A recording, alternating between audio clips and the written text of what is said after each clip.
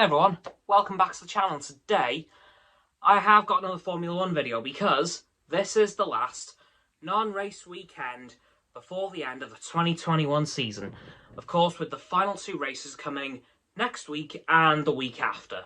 So, I've got to say, these last two races are going to be very, very nerve-wracking for both Mercedes and Red Bull fans alike. Because this is the first time for a very long time that the championship has been in the bounce between two drivers from two different teams. Like for the last few years, it's been between Lewis Hamilton and Valtteri Bottas, but now for the first time in a very long time, it's now between two drivers from two completely different teams on the grid.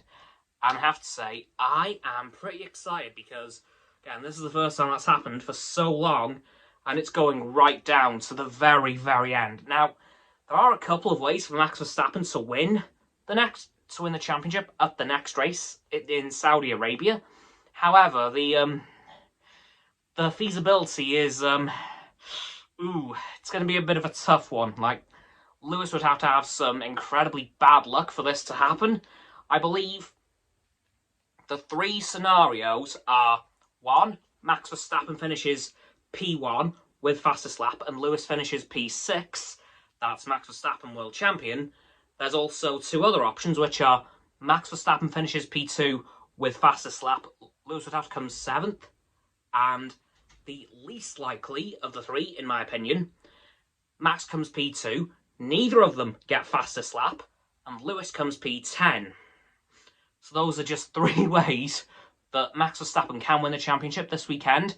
However, if it ends up going to the final race, which I personally think that it will, it's more or less guaranteed to go the way of Sir Lewis, which will make him the most accomplished F1 driver of all time. In terms of world championships, having, of course, 8.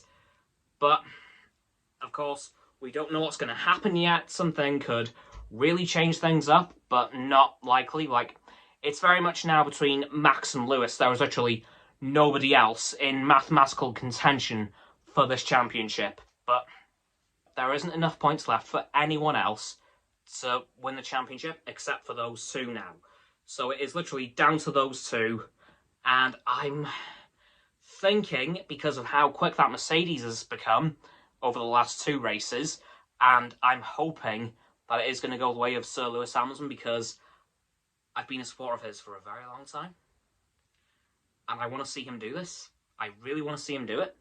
Because back in an interview with Michael Schumacher in 2008, mere weeks after Lewis won his first World Championship, I believe it was Steve Ryder at the BBC, asked Michael, do you think Lewis Hamilton could surpass your 7 World Championships? And without hesitation, Michael Schumacher said yes, without question. So I'm hoping that in a couple of weeks' time, Lewis Hamilton will prove Michael Schumacher right. Because he deserves it. Like, he has always had a really good cars under him. Of course, he had the McLaren in the early years, and he's had the Mercedes, both of which have been incredible cars, but the car is only just as good as the driver. Like, you can have a brilliant car, but if you have a terrible driver, nothing's going to happen. And same goes vice versa. Brilliant driver, terrible car, well, that's going to end just as badly. So I can definitely say that Lewis Hamilton will have earned this 8th championship. I will admit he's been on the defensive a lot this season. Like, he's had to defend from Verstappen a lot and recover a lot of lost points, but he's definitely managed to pull it off. Like, Lewis has not lost his mojo by any means of any stretch of the imagination at all. He's still very much the world champion we've seen for the last 13 years at this point. So he's definitely still that exact same driver that started in 2007. But Max Verstappen that Red Bull has just gone insane this year, as well as Max Verstappen. Like, I don't know, but like, they've just gotten really good this year, and good on them. But like, I think Lewis, he's going to win this 8th. Definitely. Like, I think this might not be his last championship. It could very well be, but if it is, what a way to go. Like, this is probably one of the best seasons of all time. In fact, a lot of people in the F1 world have been saying this is probably the best season of F1 we have ever seen. And yeah, I can believe that. And honestly, I can't wait for these last two races because even going outside the championship fight, there is still a little battle for third place in the Constructors between, of course, one of the oldest rivalries in F1, McLaren and Ferrari. And before going into the triple header we've just finished, starting in Mexico and finishing, obviously, in Qatar, a lot of people were not expecting that it would be Ferrari on top at the end of that triple header, because Ferrari are now currently third in the championship. However, of course, there is still two final races for that to change. And if I'm honest, I don't mind particularly which way it goes. I'm hoping for McLaren because I love Daniel Ricciardo, I love Lando Norris, but I also love Carlos Sainz and Charles Leclerc. So on that one, I'm pretty neutral. Like, I'll be happy either way. Although I am slightly hoping more for McLaren because of, well, how many legendary drivers they've produced, as you guys know. Like, I can't even count how many they've produced. But yeah, it's going to be a very interesting last two races. I can definitely see them going Mercedes' way, considering how well they do on the sea-ish, well, kind of sea-level tracks.